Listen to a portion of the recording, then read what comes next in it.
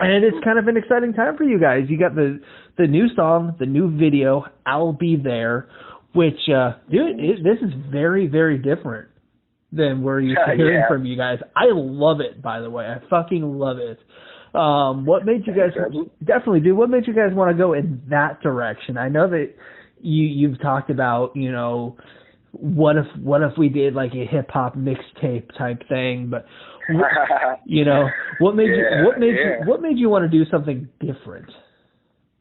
Well, man, you know, like the three of us who are in the band, you know, we all kind of like grew up as like pop punk kids, but you know, like when we were in the midst of like starting Young Culture, we were like really getting into like just more like pop and like hip hop and R&B stuff. So genuinely starting Young Culture, this is the type of music we intended to make off the bat, like nothing different. And we kind of like strayed away from that with like the first three things that we released. But yeah, I don't know. This is like kind of like the first proper pop release that we've done, and it's weird that it took us this much time. But I mean, everything else was kind of just figuring out our sound and finding ourselves and kind of going through members and whatnot. But yeah, this one felt really right. I'm not gonna lie, I was super nervous about how people would perceive it and if people would like it, because it's different really than a lot of things that people have heard from us. So yeah, and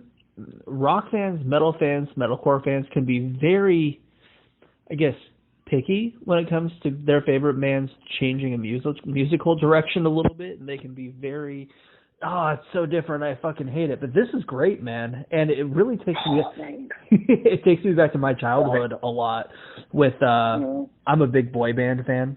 Like I love yes sir. I love Backstreet Boys, 98 Degrees, O-Town, NSYNC, all that stuff.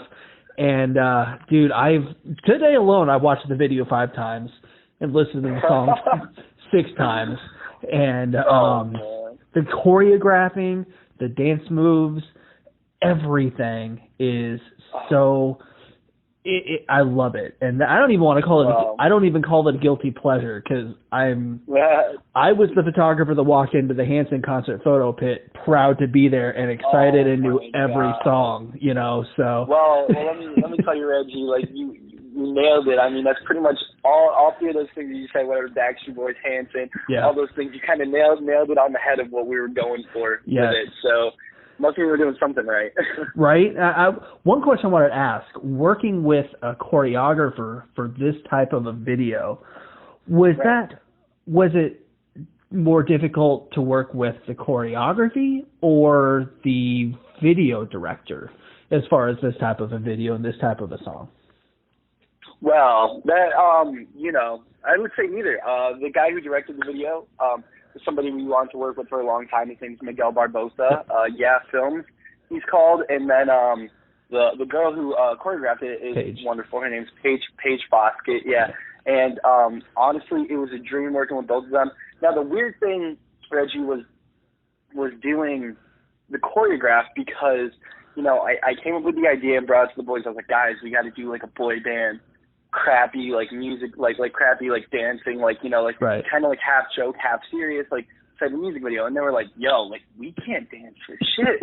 And I was like, "Dude, like neither can I. Like that's the point. Like that's what's gonna make it so much fun."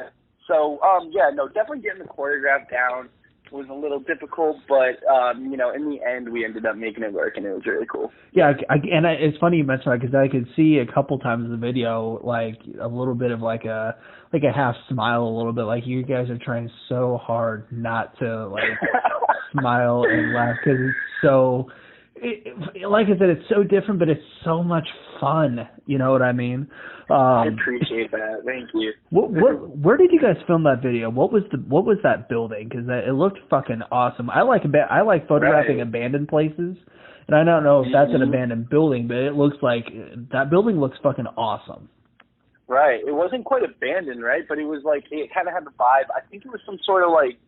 Just like rec center that you know, Miguel had scouted out, and you know, we had talked about just wanting like a big open area with multiple rooms. That was a big thing because it had to be one shot and it had to be multiple rooms. Sure. So that was a very important thing about it. And he scouted it out, and when we got there, they had all these like plants And we're like, yo, we got to use those. So we put them all around, and there's kind of like a scattered plant vibe going on there. So that's kind of, that's on the go. I love it, man. The song, though, I'll Be There, you guys have done some cool stuff. You did the Hotline when it released at one point, which I've never seen that done before. That's really, really cool. But it also kind of goes back to the whole 90s pop boy band. Like, hotlines were huge back then. What did you guys want to do a hotline for this? And it's a really cool concept. How did you guys come up with it?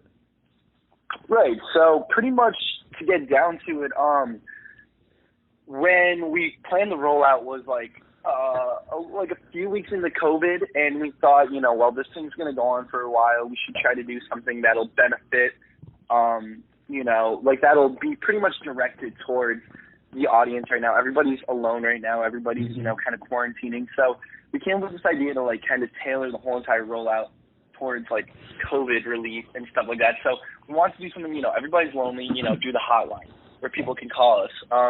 And that was an idea that we had. We thought it would just be cool, like to be personal with the fans. But, we planned this rollout for this specific week, and then the day before, or the day after we announced the hotline and this week-long rollout was the same day that, George Floyd was murdered in Minneapolis. Sure.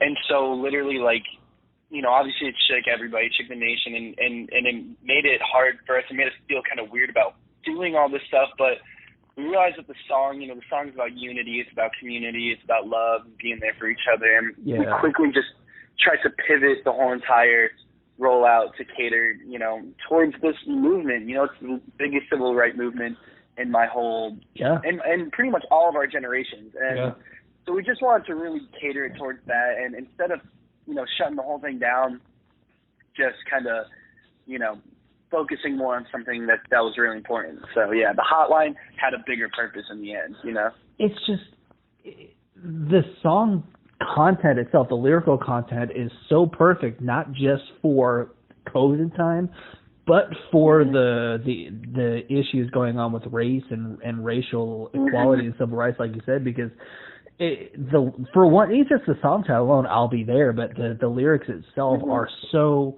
perfect, because a lot of, not just, the African-American community, so many people right now have felt alone for so long. Absolutely. And so I've talked to so many bands during this time where, like, the music they're releasing wasn't intended. It was written before any of this stuff hit, but it's just perfect.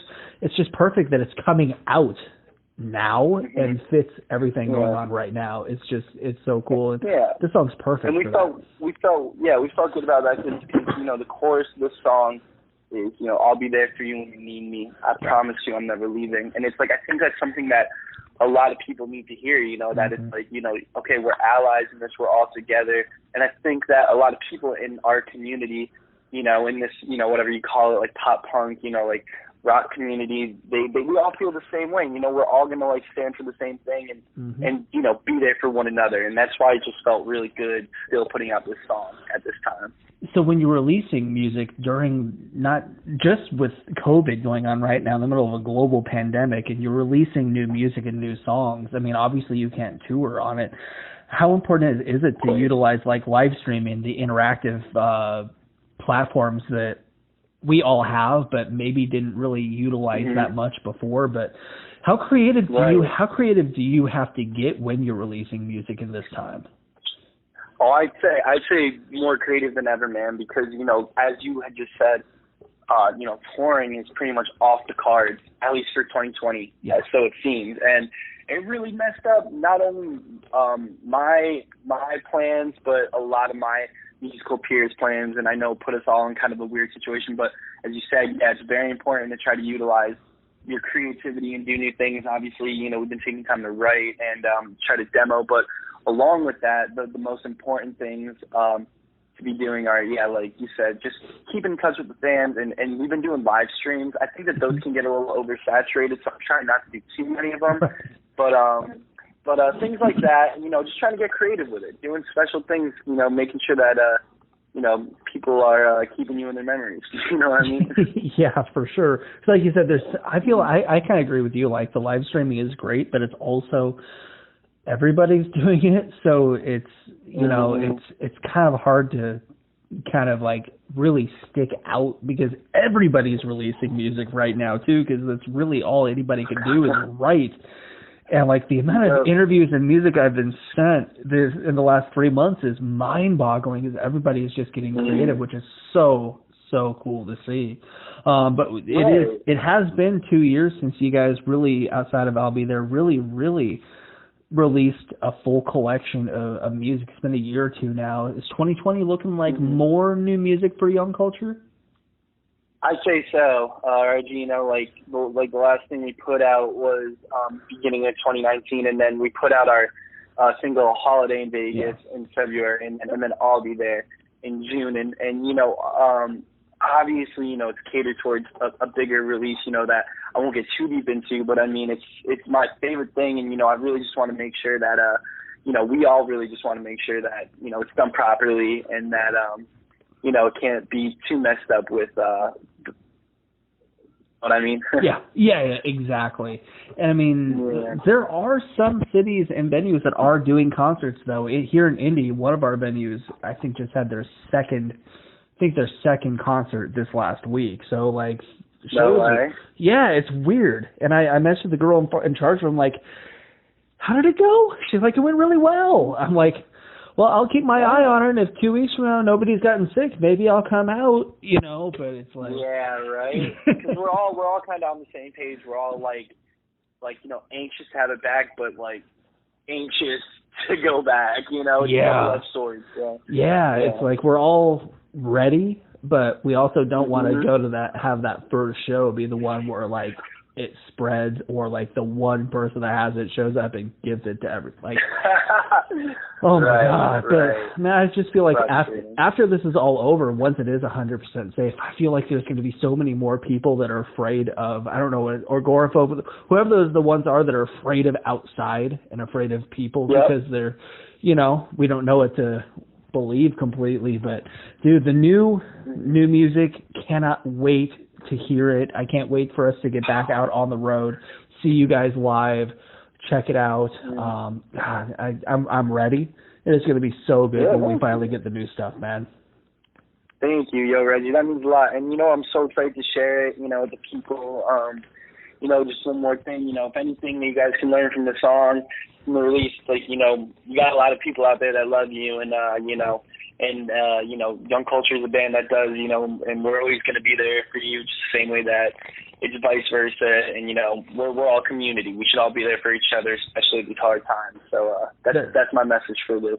That is one thing I love about our community: rock, metal, metalcore, any of the, I don't want to say scenes, but any part of this community subgenre is, you know, it is exactly that. It's a community, and it's one giant family, and we can all disagree on certain things. But when one person is down and needs it, you know, whether it's in the mosh pit, a circle pit, life, when one person's down, you pick them up, you lift them back up, and you help them get better. And I can't think of any other style of music where the fans are as united in that way. And that's why mental health is so important in this community. And that's one thing that I love, you know. I totally agree, man. Yeah. But yeah, man, dude, thank you so much, Alex, for taking time. This has been amazing. Love the new music. Can't wait to hear more. We're just getting started, man. It's going to be a good year.